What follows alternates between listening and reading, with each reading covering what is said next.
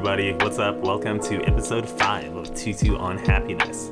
Now, I know we promised you guys a guest this week, but our guest is in New York City this week, so shout out to him doing his damn thing.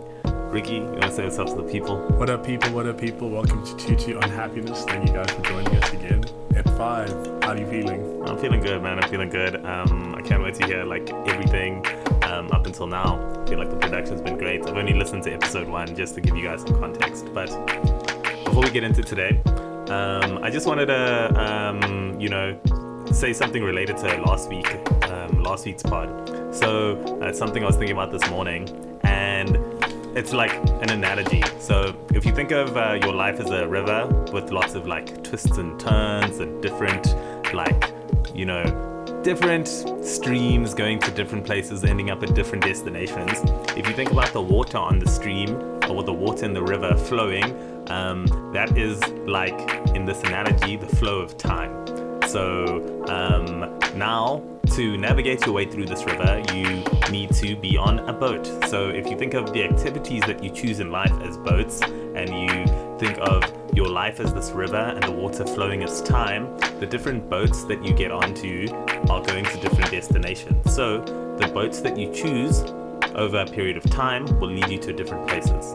So this is just in relation to last week about being mindful about the activities that you choose to spend your time doing, because as the time flows, eventually each one of these boats will get you to different destinations. So what destination do you want to be at? Which boats do you want to be on? Choose wisely. Yeah, so that's it. So this week, the topic is about challenging your beliefs. So this is a very interesting one to me. This is something that I spoke about before, and it's something that I think is very valuable to people. So it's at least valuable to me.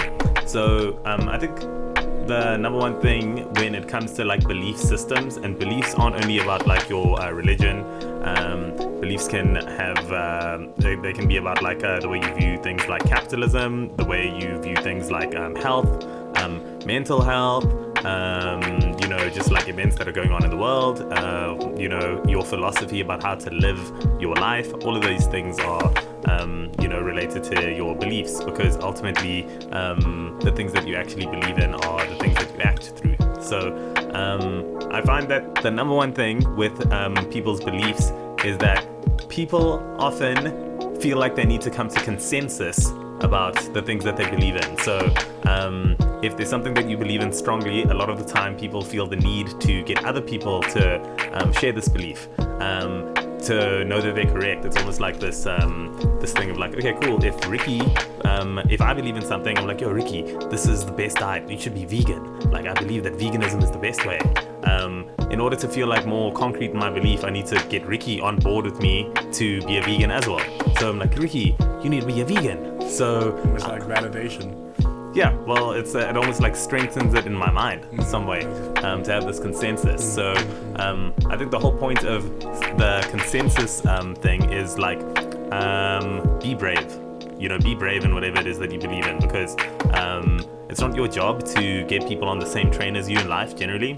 It's your job to find what's the most congruent for you, find what's the most, at least this is my perspective, find what's the most aligned for you and what the truth is for you. And sometimes that isn't going to be what the mainstream is. So people will either just take on mainstream belief systems and be oh cool, this is what I heard in the media. Oh, this is what most of my friends believe. This is what most of my friends are doing. That's what I'm going to adopt. That's what I'm going to do, which is cool. But that's not necessarily always going to be aligned with who you are 100% as a person. So yes, number one thing is with beliefs is be brave and do not worry about getting consensus from the whole world. Trust yourself. You are living your own individuated existence, and sure, sometimes consensus can be evidence of the truth or evidence of something being good, but fundamentally you got to trust yourself. Okay, so that's the number one. Fuck consensus.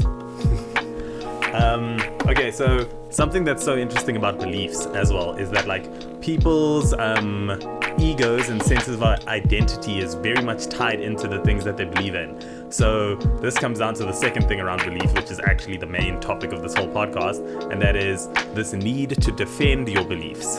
And people feel this need to defend the things that they believe in, defend their truth, because if your ego and your sense of being and your personality and your perspective of who you are so tied up in the things that you believe. Oh, I'm a vegan. I am an anti-capitalist. I am a this. I am a Christian. I'm Jewish. I am Buddhist. Whatever it is, you know. It's like if your sense of and I know that's going to be a very sensitive topic for lots of people. If your sense of identity is so strongly tied up into that thing, if that belief crumbles, or if whatever it is that you believe in turns out not to be true, if you believe like, oh, being vegan is the best possible diet and I am the best vegan and all this stuff, and then it turns out that actually maybe being vegan isn't the best thing, like if you've tied so much of your identity into this belief of being vegan, and that's who you are, instead of being open to challenging that belief, you will spend time defending that belief. And that's the whole thing here. Like what I'm trying to communicate to people is that it's okay, and in fact it's very beneficial for you to always challenge your belief system, because fundamentally the things that you believe in aren't who you are. You know, it's like who you are is much deeper than that. So and like if your intention is to find the truth and be aligned with what is the most congruent for you as a person, it's not necessarily going to benefit you to defend what you believe in, because the truth does not need your defense. So, for instance, veganism or being a capitalist or anti-capitalist, like it's okay to hold those beliefs, but rather than defending those beliefs when I'm like, oh, I'm a vegan, and then Ricky's like, oh, you know what, maybe maybe it's better to be pescatarian, or oh, I hate capitalism, I'm so anti-capitalist, and then you're like, oh, dude, you know, there are some good things about capitalism, or I am this religion or that religion. And this is the most common place that it actually, I see it in people, is like, oh, cool, I'm this religion. And it's like anything that is contrary to that belief system, people feel the need to defend against. Exactly.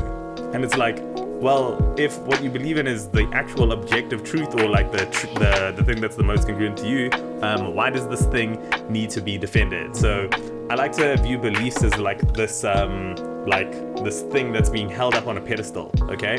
So picture like a ball like bouncing on a stick, for instance.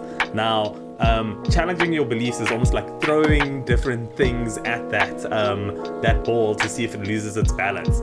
And, you know, for instance, like let's say you are one religion and someone says, hey, like come to a Krishna temple with me and do this, or like you are, you know, very anti-capitalist and someone's like, hey, here's this pro-capitalist content, maybe you should take this in. Rather than defending against that new thing, it can be very beneficial to let that thing in. And if something comes in that is more congruent with you, that feels better to you, that feels more right to you, rather than defending against that information, letting it in and always being open to changing your belief system. Because eventually, if you keep on doing this and you keep on letting in things that are contrary to what you actually believe and what you're actually trying to defend, eventually, like, you can just take in anything, and either what will happen is your current paradigm of life will like change and become stronger, or it'll be so strong that nothing that you let in actually changes it. Then that's when you really know that you're in a place that's like super aligned with who you are, and you have a really strong and solid belief system, one that doesn't need defending, one that can constantly be challenged, and when it gets challenged, it doesn't topple, and if it does topple, it topples for something that's more congruent and more aligned with who you are. Because, you know, again, you're not your beliefs. It's not like, oh, if my belief system perishes, I will perish. I will crumble if the things I believe in aren't real. You know, it's like when you were a kid, you probably believed in Santa Claus, or you believed wrestling was real, and then you found out wrestling wasn't real. It's like, oh fuck, my whole life, it's gone. But it's like, you know, fundamentally, it's like about becoming someone with stronger perspectives, a stronger philosophy of how to live your own life, and just being more aligned and more congruent with who you are, and being brave enough to be like, actually, this is what I believe in. This is how I see the world, and these are the things that are congruent to me, and this is the path that I am going to follow. So, yeah, pretty much that's all I have to say about that. Ricky, do you have any perspectives on what I've just spoken about? Yeah, like I feel like the more closed off you are in favor of the thing that you're trying to protect, the less knowledge you can learn about it, you know. So,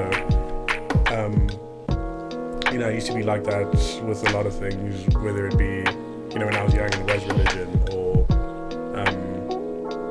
like just any sort of belief system I did have, like when I protected it too hard and when I wasn't open to learning anything around it, I didn't get further with it. But like the more I did, the more I challenged it, the further I learned with it. And I think I had better lessons from challenging it versus just going with the status quo.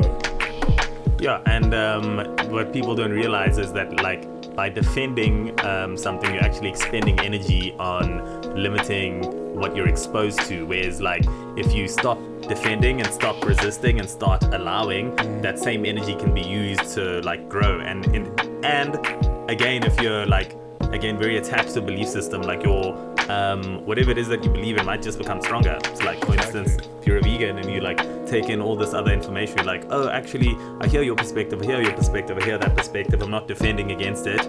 But like, through that process of not defending and not resisting and accepting and allowing, you then become more grounded in your belief system, and you will not need any consensus. Don't try and convince anyone of what you believe in. Walk your path, stay in your own lane. Much love to you guys. That's it for episode 5. Peace out.